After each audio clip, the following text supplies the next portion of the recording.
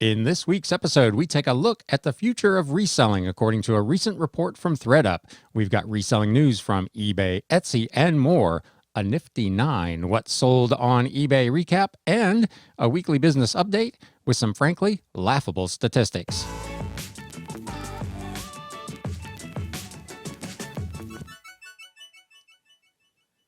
What is up, Galaxians? Welcome to another episode of the Galaxy CDs, Rocks, and Flips Reseller Talk podcast. I am your host. My name is Ryan. For those of you who might just be stumbling in here for the first time, welcome to the show. I am a full-time reseller, part-time YouTuber and podcaster working out of my home, a rather messy bat cave at the moment. Really cleaned out some estate sales over the weekend, and I have got more stuff than I know what to do with. Death pile does not begin to describe what I'm dealing with right now, but I am here for you nonetheless. We've got a huge reselling news update this week, a not so big, not even a top 10. We're just going to go with Nifty Nine, what sold recap, and a business update with some numbers that are just, they're so tiny, they're funny. But we're going to kick it off. News updates. With reselling news, we're going to start with the report. Some of you may have already seen, there were some infographics going around on Instagram last week about this, a report from the retail analytics firm Global Data that was released by ThredUp.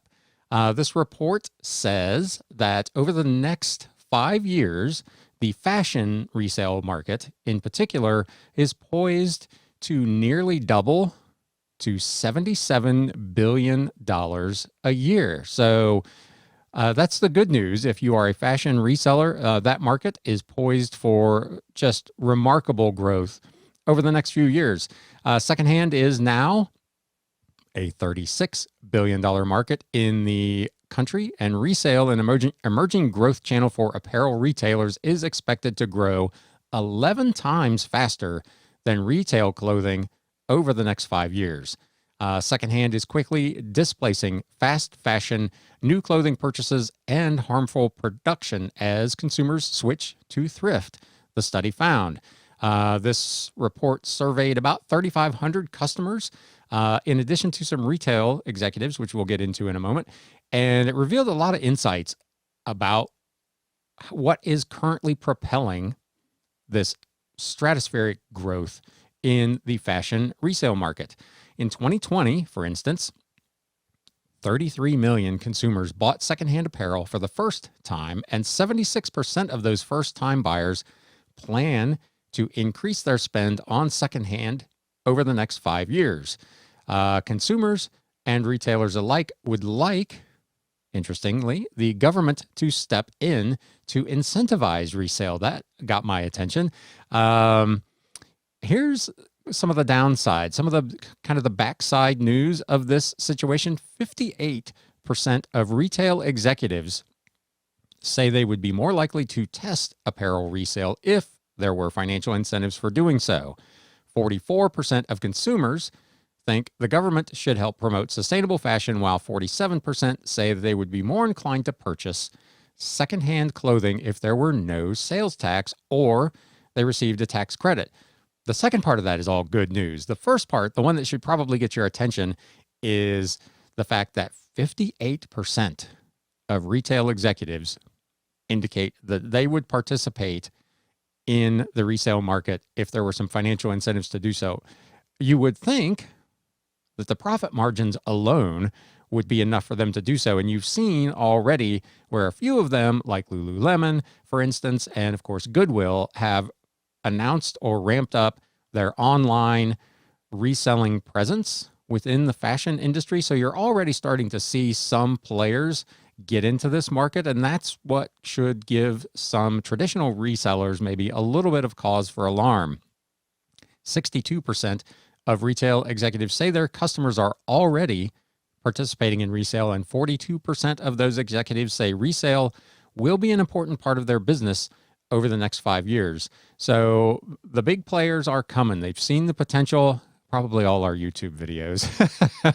They're sitting in their C-suite office sipping a latte and watching us on YouTube talk about making 90% gross margin, which is something that they can. Clothing is already a fairly profitable business. At retail, it's generally 50 to 80% gross margin anyway. But they deal obviously with a lot of markdowns, and you've got shrink and damage and all the rest of it that goes on in retail. So there is clearly an appetite for another profitable avenue for big retailers to participate in the market and make a little bit of scratch. They are increasingly looking at the resale market. The fact that they're already lobbying the government for maybe some additional help to get involved with that should also cause a little bit of alarm, because the government has done nothing to help you and I as individual resellers. We pay, unless you're an LLC or you've gone through a lot of stuff. If you're a sole proprietor, you're paying a lot of income tax to sell this stuff. So unless that also applies to all of us, I'm not sure I'm all in on that. So resale is expected to be more than twice bigger than fast fashion by 2030, with 2 in 5 thrifters saying they're replacing fast fashion purchases with secondhand clothing. In the past decade, 6.65 billion items of apparel have been recirculated via the secondhand market. Consumers have saved approximately $390 billion. So I will link to this article and most of the ones I point out this week. There are a couple that come directly from eBay that I won't be able to link to in the show notes and the video description below. So this was on fibertofashion.com. You can probably read the report at other places as well, but this is definitely something to go in and take a look at. So it's a kind of a good news, bad news story. Good news is there's going to be a lot of growth in fashion resale. The bad news is you're going to continue to see heightened competition as some of the bigger players in the retail market decide to participate. Getting on now to eBay. eBay is starting a new marketing campaign. There's an article over on E-commerce Bytes that asks, how do you rate eBay's new marketing campaign? They launched this. That it plays apparently off the post-pandemic lockdown fever that has hit America. Survivalist Coyote Peterson and a crew of style experts help shoppers tackle their next big adventure, re-entering the world following a year in lockdown. Press release from Vice President of Fashion Shari Marquez was quoted as saying, as restrictions lift coast to coast, we continue to see unprecedented trends across eBay's top categories, from people reinvesting in ways to express their personal style to preparing their home for guests again. For example, eBay pointed out that the sales of air mattresses are up 50% year over year, and sales of sofa bed are up 8 times versus home office desks. So last year, everybody was buying new desks because they were working from home. This year, they're buying other furniture. We've talked about this over the last couple of weeks. eBay has created a new landing page called Reopen Ready. They have a page for this particular campaign. There are featured guides, which include things like entertaining ready, first date ready, which is kind of funny. This is just a total random aside. Facebook really wants me to go on a date because every 6th post in my Facebook feed over the last couple of days has been for the Facebook dating service. So dating is apparently a big deal. And I guess I get it because of the timing. Now that things are opening up and dating is maybe a little more possible than it was previously. But man, oh man, Facebook is just all over me to go out on a date. Anyway, front row ready, grab special edition sneakers, vintage wristwatches, and classic trench coats. Office ready, vacation ready, and more. There is a video already up on YouTube. It does not appear at this time that it will be airing on traditional television. eBay is pointing more to its social media channels, which is also interesting. Traditional TV advertising has fallen kind of by the wayside, and eBay is going where they think their buyers are, which is online. So let me know in the comments, have you seen any of these commercials? What do you think of that campaign? I, for my part, have not yet seen any of that action. We talked about this one, sticking with eBay, back in the winter. eBay was in the process of selling its classified business. That sale to a group called Advinta overseas has now gone through.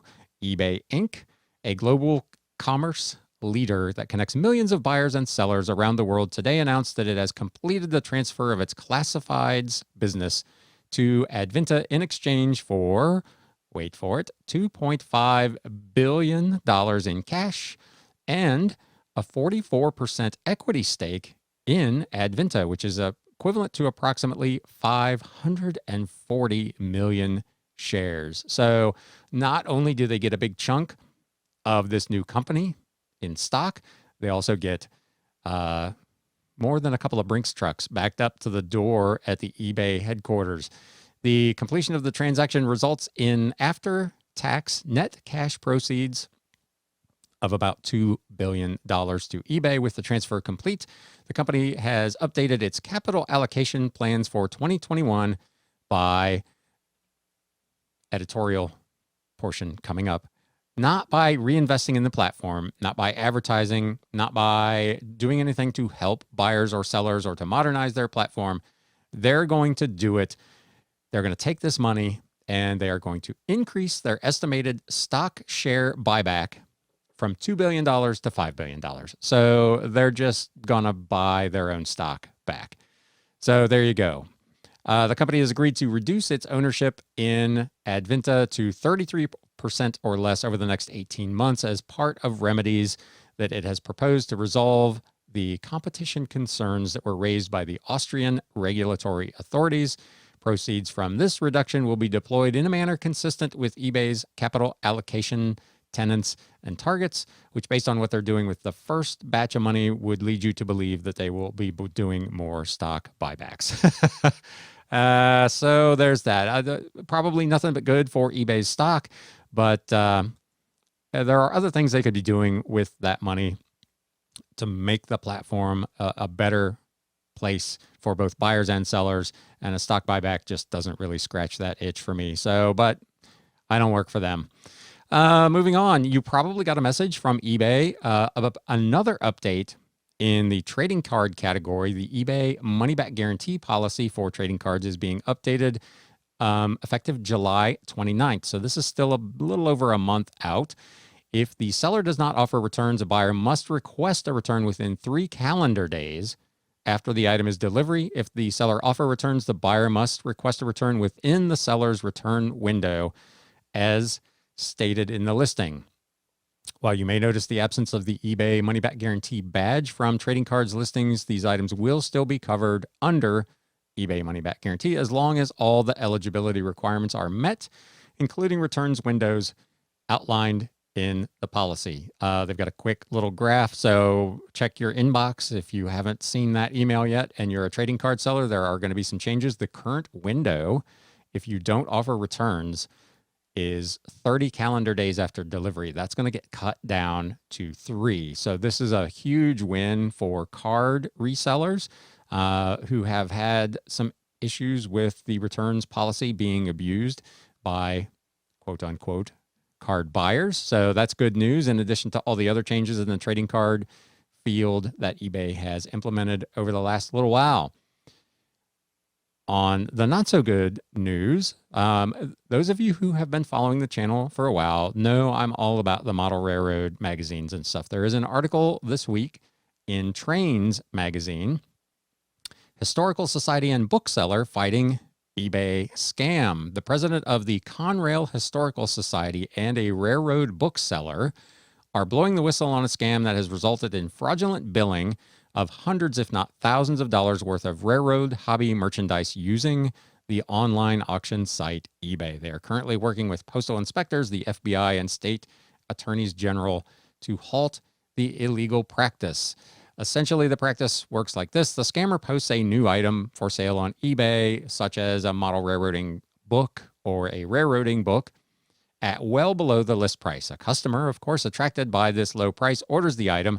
The scammer then places an order with the legitimate retailer, one of these couple of places that were mentioned in the article, for a drop shipment to the customer, but they do it using a stolen credit card number. The legitimate retailer, of course, then ships the item to the customer, proceeds to bill the stolen credit card. When the account owner of the actual account receives a statement, they recognize that they didn't place that order. They dispute the charge. The credit card company then issues a chargeback to the retailer, taking back the money. The retailer is then, of course, out both the item and the money. They cited a particular example of a book called The Stylish EMD GP30, which is a diesel engine, for those of you who are not into trains. The book has a retail price of $59.99. Ron's bookstore sells it for $55.75, but the eBay seller was offering it for $39.95 with free shipping. Ron, God love him, he shipped out 7 copies of this book before being alerted to the fact that all of those transactions were fraudulent. He says, I hate to tell people not to use eBay, but the most secure way to avoid this is to go to the seller's own website. Go to the Conrail shop or Ron's bookstore. We do offer low prices, though they're not that low, obviously. And that's why we're being targeted. Get it from a reputed dealer's merchant's website and not some random person on eBay. I take offense at that. Most of us are not scammers, and most of us are not just random people on eBay.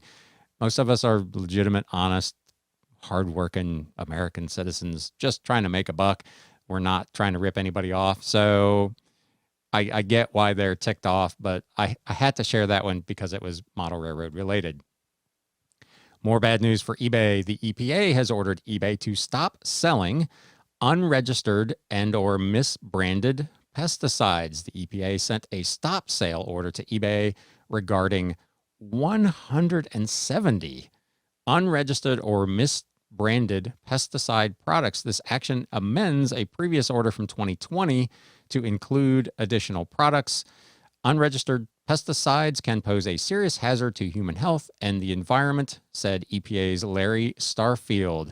Among the pesticide products subject to the amended order is a highly lethal anticoagulant poison and DDVP, an insecticide with various restrictions and prohibited uses in the United States due to the dangers that it presents to human health. Also included in this amended order are pesticides that eBay failed to stop selling after the June 2020 order, such as Virus Shutout, a purported spatial disinfection card that claims to protect the wearer from the novel coronavirus. So we've talked on this channel numerous times about eBay's attempt to crack down on counterfeit and fraudulent products. And here's something that they could spend some of that money that we just talked about a little bit ago on. They could really beef up their counterfeit and fraud departments and really start to eliminate the fraud that we just talked about on the railroading books and these hundreds, if not thousands, of counterfeit and fraudulent items that are all over their site. They're literally getting billions of dollars that they could reinvest in that sort of update and infrastructure change within their software, and they're choosing to do a stock buyback. You can tell it chaps me a little bit. So enough with eBay. You may have also gotten one more thing, an email from eBay in your messages that talked about multiple ways now to send coupons to customers. We talked about this some time ago, that eBay was getting away from the codeless coupon, and they had now developed the ability to send coded coupons. If you're interested in that, again, check your inbox. It lists 3 ways that you can do it. You can share them online, you can print them out, and you can use them as parts of offers. So if you're interested in creating a coded coupon, check out your inbox in your eBay messages. There is a link there within that message to go to that site, and I may do a tutorial on that at some point down the road. I have not done a coded coupon yet, so that may be something that I look at here in a little bit. Moving on to Etsy. They sent out a survey that seems to indicate that they will soon be launching a shipping policy that imposes several new requirements on sellers. The survey indicates they're asking for feedback about a policy change and asking for advice on, quote unquote, the most palatable language. So this change is coming. It's just a matter, the survey is just a matter of determining how it's worded. When this new policy is rolled out, and I don't sell on Etsy, so I wasn't aware that they didn't do these things. Sellers will be required to add a tracking number for any order over $10 shipped to U.S. buyer before the seller can mark it as complete. Sellers will also be required to include certain information in their listings or shipping profiles, including the shipping carrier, the mail class, the processing time, and the origin zip code. And lastly, sellers will only be able to mark an order as shipped when it is actually in the hands of the shipping carrier. So you'll have to wait until you get home from the post office, according to this, before you can mark the item as shipped in Etsy. There is no time frame for the rollout of this new program, but I would certainly expect that it will be coming fairly soon so that it is in place for fourth quarter. I would imagine they dealt, obviously, with the same kind of shipping issues that everybody else was dealing with USPS, and not having even tracking numbers to track the merchandise and see how delayed it was probably a real nightmare. So this is, all in all, this is probably, it's a little more work, but it's probably beneficial for Etsy sellers. If you are an Etsy seller and you have an opinion on this upcoming change, let us know down in the comments below. There's also an article in, of all places, Cosmopolitan magazine this week. Actually, it was last week, I guess. Behold, all the stuff I wish I'd known before starting an Etsy business. This is a really pretty detailed article. If you are a fairly new seller on Etsy, it might be something that you want to check out. It's got some, quote, profesh advice from, the pros. They highlight a handful of things that they recommend that you should do. Number one, take things slow-ish. Don't rush into the business. We've talked about on this channel before, don't buy a bunch of inventory until you know what you're doing, so you don't get stuck with a bunch of junk that you can't sell. Find your niche. Invest in some good lighting, which is a nice tip. Take good photos. And freebies, they suggest that if you have something to offer for free, that is helpful over on Etsy. Ask for help. Don't be afraid to ask questions. TikTok is your marketing team. They are really big on using TikTok, which I don't use. The only time I look at TikTok, I've got a good friend that sends me an occasional video from TikTok. But other than that, I guess I'm getting old. I don't even have the app installed on my phone. But they say it can be very beneficial for Etsy, which is interesting because the Etsy demographic is a little, I would think, is a little bit older than the typical TikTok user. So you can let me know about that. They talk about time management, being sure to budget your time so that you can get everything done. And last, don't let one bad review derail you. And that advice is true for anybody. If you're a YouTube content creator or an eBay seller, one neutral or negative review or one thumbs down on your video, you can't let that break your momentum. Just keep doing what you're doing. As long as you're not getting a ton of them, life should be pretty good. So this is a really interesting article. Again, I will link to it in the show notes and the video description below. Last bit of news for this week. I told you it was a full one. We got almost 25 minutes here and we're still in the news. Poshmark has established a $500,000 grant-making fund to empower its seller community, and it announced its first recipients.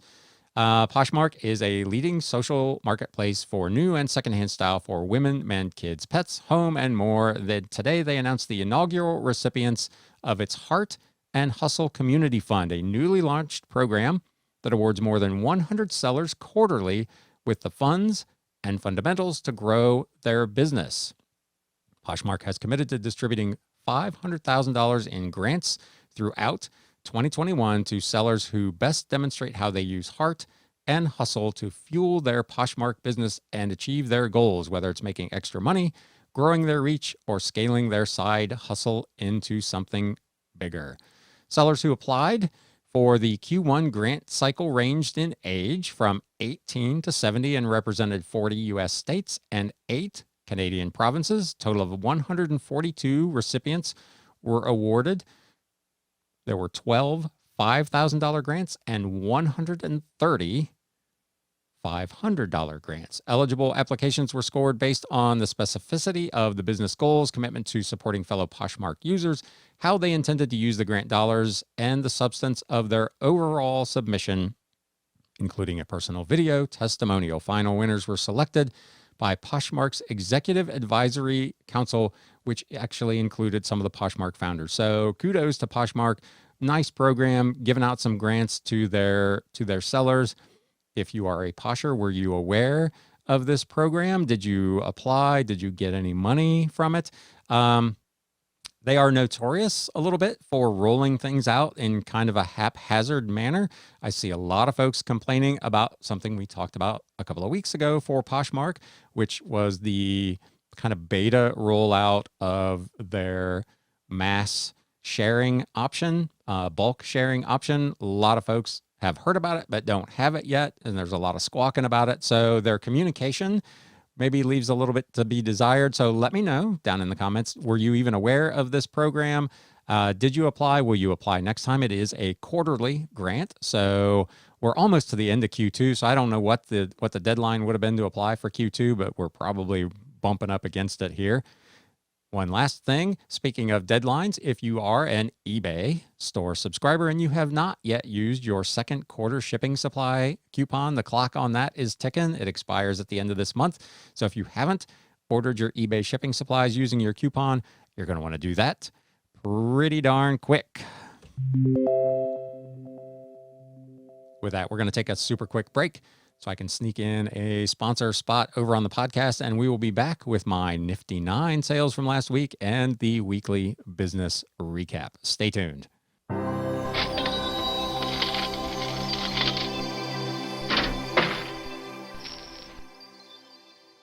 So it was an interesting week last week on the various platforms. It was, as we'll get to in the business recap, the week itself was actually okay. The margins were great, but there wasn't a lot of little stuff and a handful of pretty nice sales, which is that made my Nifty Nine for this week. Let's not beat around the bush. Let's get straight to it. I showed this in a haul video sometime back, the International Language Service Hotel Saga 10 language translation book from Reykjavik, Iceland. This was a really cool book. It appeared to be from maybe the 50s or 60s. It was undated, but it was a book that you would find in a hotel room that literally had just page after page after page of basic translations in 10 different languages. It had obviously Icelandic, it had English, French, German, Spanish. I mean, it was a really cool book. And I had this thing for the longest time. I picked it up at a yard sale. I think I paid $1 for it. I thought it was really cool. People looked at it. It sat here and sat here and sat here. Finally, somebody bought it for $21.99 with free shipping. So not a huge flip, but just it was a cool piece to kind of look at and flip through. Sometimes I'll buy random stuff like this just because it's so interesting and so unusual. Even if I don't see where there's any sold history, I figure sooner or later someone's going to snag one. And sure enough, finally got this thing out of here. Talked about over the last couple of weeks, I bought that big box of bicycling catalogs. I had a couple of these from different eras, different years. Never heard of this company, Shogun Bicycles. This is from, it looks like the late 80s or early 1990s. It was undated. I couldn't really find any information on it other than that this was a Japanese bicycle manufacturer. This catalog, there were really only a handful of comps on Terapeak over the last year, so I threw these bad boys up there for $29.99 with free shipping, and the first one has sold. I own these, as you may recall if you've been here before, for 10.2 cents a piece. So that's a pretty nice flip. I was back on the board over on Bonanza. I was so happy about that. It's really silly. You know, I get excited about a $30 or $40 sale on a site when I'm doing, $1,000 somewhere else. But there's just something about making a sale where everybody says you can't make any sales. Anyway, Pyrrhus, King of Epirus by Jacob Abbott. This was from 1910, was in really good shape. Of course, I had it listed on eBay. That's how it ended up on Bonanza. I sold it for $29.99 with free shipping. So again, it's a book that I got in a big lot that I own for about a quarter. So that's pretty healthy return on investment. It's another one that had sat here for a little bit of time, but again, for that kind of return, we'll take it. If you're following me over on Instagram at Galaxy CDs Rocks, you saw I posted a picture late last week. I can't remember. I think it was Friday. I picked up a gigantic lot of Doctor Who DVDs. There are 141. They're not, some of them have multiple episodes on them. But there's 141 shows, episodes, whatever you want to call them, 141 packages. I started scanning these things. I just scanned a relative handful of them. Most of them were coming up anywhere from $12 to about $40. This first one that I sold literally the same day I listed it, which was the day I bought these, Doctor Who, The War Machines. This is story number 27. The DVD came out in 2009. This is from the original series, which was from the 1960s. I had no idea Doctor Who went that far back. This thing I had listed for $39.99 or best offer. I got an offer almost immediately for $35, which was within the comp ranges that I saw on Terapeak. So I went ahead and took it. I have since sold several other of these. I'm probably 3 or 4 sales away from earning my money back on that deal. I spent $200 on 141 DVDs, which is actually a little high for me. Normally, I don't like to spend that much, but because I saw how much value there was in these, I went ahead and paid up. I also gave that guy my card because that was an amazing estate sale. I should have done a video on it. 2-car garage, half of it full of DVDs. So when I left, I've done a post-estate sale bulk buy with this guy before on some books. And I gave him my card again. He says, yeah, I remember you. And I said, I would be interested in the DVDs when you're done, if we can work out a deal.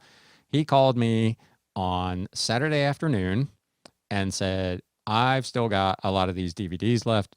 Are you interested? And I said, absolutely. Because there were a lot of box sets and really unusual. There's some kind of the normal run-of-the-mill stuff in there as well, but there were a lot of really unusual DVDs in there. But he was asking $3 a piece at the sale. So I said, yeah, I'd be interested. How many do you think you have? And what are you thinking for price? And he said, there's probably less than 500. I don't know. What are you thinking? Well, I had just given the guy $200. I tried him on at $50. And he kind of laughed and he said, let me do this. Let me count them and I'll call you back. So about an hour later, he calls me back and he's like, there's 845 DVDs, and that includes counting the box sets as one, and I would do it for $150. That worked out to about 17 cents a piece, which is more in my wheelhouse than the $1.42 I paid for these Doctor Who videos. So all in on that deal, I ended up paying, it's going to work out to about 35 cents a disc, a set, for the total, the Doctor Who and the other ones. At that price, you can't go wrong. There are going to be some huge winners in there that you'll be seeing probably for weeks and weeks to come because I've got nearly 1,000 DVDs to get listed. So that is contributing to the pile that if you're watching on YouTube, you see the mess kind of behind me. So that was really a long explanation for one item on the Nifty Nine, but there you go. I'm in a storytelling mood tonight. Here's an interesting old book. This was also from that big book lot that I owned for a quarter. This was from 1867, Fillmore's Harp of Zion, a book of church music. This was published by the R.W. Carroll Publishing Company in Cincinnati, Ohio. This book was really, really rough. The cover was just barely hanging on by a thread, but these are, again, fairly unusual and fairly scarce. And as I've talked about on this channel previously, even a book in bad shape, if it's of this age, if it is complete, which this one was, you can still get some decent money out of them. I had this listed, I believe, at $59.99 or best offer. I got an offer of $40. I've had it for about 9 months, so I went ahead and took that. It's cost me a quarter, so to get to $40 plus shipping is a good return on investment. So I went ahead and did that. Here's part of another big DVD buy I did. This was another estate sale several weeks ago where I bought, man, I'd have to go back and look. I want to say it was maybe 500 or 600, maybe a little more DVDs. I think I bought these for about 20 cents a piece. This is the first 7 seasons of The West Wing. These were in mint condition. Boxes, slipcovers, all the inserts, all the ads that would have been in them, everything. And the discs were in just like new condition. Individually, these sell for $7 or $8 with free shipping, which isn't really a lot of fun, but I had 7 consecutive seasons, all in really good shape. So that made it a little more fun. $59.99 with free shipping. It cost about $6 something to ship out, media mail. So really nice score. I probably own these for less than $2 for the whole set. This was a nice sale. Set of books. I picked these up at an estate sale. This was another, again, I'm in a storytelling mood, so bear with me. This was another sale where everything in the place was just grossly overpriced. Books were like $4. I mean, it was just nuts. I was on my way out the door, and lo and behold, I see this set of books on a shelf. They look like they're brand new, and there's a tag on them. It says $5 for the set. And I'm like, how in the world is that possible? This single book over here is $4. So I looked them up, and it looked like they had quite a bit of value. They are the Barsetshire novels from Anthony Trollope. I've never heard of him. I've never heard of this set of books. But this was a full set of Oxford University special editions, six books. I think there were actually more than 6 novels. I think there may have been a couple of doubles in here. Anyway, 6 books, brought $67.99 with free shipping on an investment of $5. So that was the only thing I bought at that sale, but I'm glad I stopped. I'm pretty sure I posted this over on Instagram as well. I had this for months, and I've started using my planner, and I've got on my planner every week that I want to test so many pieces of electronics because I've accumulated a decent amount of them, and I hate futzing around with them and testing them to see if they work. I got this Samsung DVD V9800 VCR DVD combo. It is not a recorder. It's just a player. I tested it. Everything works. I had the only one that was listed with a remote because most people are parting them out because the remote itself is worth about $20. So I decided I'm just going to leave them together to set mine apart from the rest of them, ask a little bit of a premium. Most of these were selling for about $40 to $45 because I had the remote. I listed it for $64.99 with customer paid UPS shipping, and it sold within like 8 hours. I own it for $10.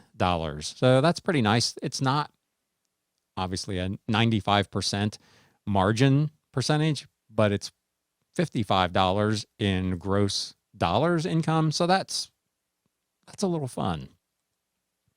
And now your flip of the week. I picked up 2 boxes at a garage sale. The garage sale was all like kids' clothing and candles and just random stuff. And there were 2 boxes. There was this set of CH Products Pro rudder pedals. They're like for flight simulator. And there was also a yoke and stick. I finally got around to hooking this thing up and testing it to make sure that it would at least boot up on the PC. I listed it at auction last week, starting at $29.99. It bid all the way to $76 with customer paid UPS ground shipping. I own this for $10. So again, not the 95% gross margin percentage, but a really nice $66 in margin dollars. It's a pretty fun sale. Sent this thing out, UPS, the yoke. I tested this earlier in the week and put it up at auction. I expect it will probably bring maybe somewhere similar money. It's already got a couple of bids. It's up to about $35. So be on the lookout for these things. I had never heard of this company, but while I was at the sale, I looked it up, and lo and behold, they've got some pretty good value. So there you go. CH Products Pro rudder pedals. These were for USB. Apparently, they will connect to other gaming devices as well. They do make a PC-only version of these. So if you get something like this, you want to make sure that you specify which version it is, but pretty sweet.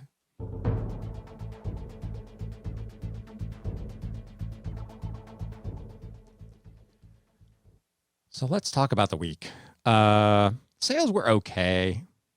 I can't really complain. Margins were really good despite those handful of things that the percentages were not that great. The margin dollars were actually quite strong. We'll start as always with listings. I did 106 new listings to eBay last week, which got my total to 6688, which was a net gain of 35 for the week. I did 71 sales among all the platforms.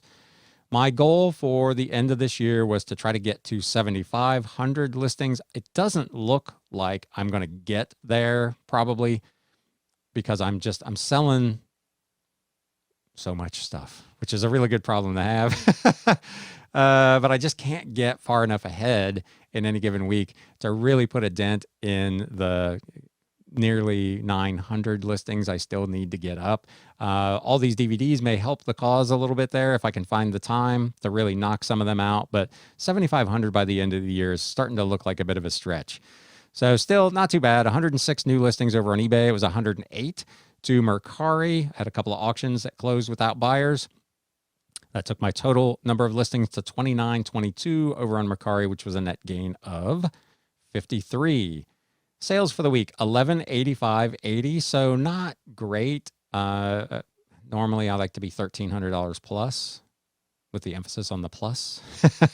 But 1185.80, not, we've had worse weeks here. As if you've been playing along at home for long, you've seen a couple of worse ones, but there were some numbers that were just ridiculous. If you've been watching over the last week or so, or you follow me over on Instagram, you've seen I started producing these planners and some journals using the Amazon KDP program. Got my first sale last week. I made $2.64. Thanks, Mom. She bought this crazy cat journal. Really cute cat on the cover, 100 pages with little kitty cats in them. If that's your kind of thing, go check it out. There's a link in the show notes in the description below, or you can visit my website. There's something like 30 different journals and planners that have already been published over on Amazon through that program. So I don't know that it's ever going to be big money, but they're fun to kind of fiddle around with in the evening and make these covers and design these interiors. So I'm having some fun doing it. Thanks again to my mom for buying the first one. So $2.64 from Amazon KDP. I had a yard sale, some of you may be aware, and I did meet actually a couple of viewers / listeners. So it was really great to meet you guys. Thank you so much for stopping by. Unfortunately, not enough people stopped by, and the ones that did, by and large, I guess they just weren't in the mood for books, CDs, and DVDs, because I was out there literally from 7 in the morning until 3 in the afternoon, and I did $32. For crying out loud. Books, CDs, and DVDs were $1 each, 5 for $4. I had some of you, again, if you follow me on Instagram, I put up a picture of mystery boxes. I've got wholesale lots of CDs that I'm listing on eBay for like $20. I had those out for $15. Crickets, not a taker. $32 was all I made. I will not be having a third annual yard sale here at the homestead. The only thing that bailed out last year's sale was at the very end, I had a woman come in and she literally bought all the remaining books. She bought 600 odd books for $300, and that made the sale make money for me this year. She was a no-show, $32 total for the sale. Not a good investment of my time. It was a neighborhood sale. I'd have been better off walking around with my IKEA bag to all my neighbors' houses and trying to buy their stuff. So again, it was a pleasure to meet those of you who stopped by. I appreciate it. Maybe I'll run into you over at my antique booth if that ever gets opened again. We're now at 3 weeks and counting, waiting for the construction to finish and my booth to be open. So we're really rapidly approaching the point where I'm going to ask for 2 months of free rent over there. Moving on, Mercari, $108, and eBay, $1043.16. Cost of goods sold for the week, $46.69, which wasn't really all that bad. That left me with a gross profit percentage of 96.06%, or $11.39 and 11 cents. Operating expenses for the week, however, were pretty low. Sorry, that's not right. Yeah, no, it is right. That's crazy low. $397.35. That is just a crazy low number for me. Normally it's closer to $500. So $221.09 in outbound shipping, $5.35 in PayPal and Mercari fees, and $170.91 in eBay fees, primarily. That left me with a net profit of 62.55%, which is muy bueno. I took 3 years of Spanish and I know about 10 words, but I know that one. 741 and 76 cents. So kind of right on target with my goal, $100 net before taxes a day, a little bit ahead of that. So I will take it. All in all, not a bad week. And that's the show. Gosh, we're probably knocking on 50 minutes here. So thanks. If you made it here to the end, I really appreciate it. If you enjoyed watching this show, please do me a favor and smack that thumbs up button. Let the YouTube algorithm know that this was entertaining and informative. If you didn't like it, go ahead, whack that thumbs down. Like I said earlier, I'm not going to let that get me down. Now watch, I'll get 100 of them and I'll be crying in the back. Let us know down in the comments what kind of week you're having, how things are going for you. And with that, it's time to sell. Thanks, guys. Hey, everybody. Thanks for spending a little time with Galaxy CDs, rocks, and flips. If you'd like to spend a little more time, there's another video in the upper right-hand corner. If you'd like to spend a lot more time, you can subscribe down below.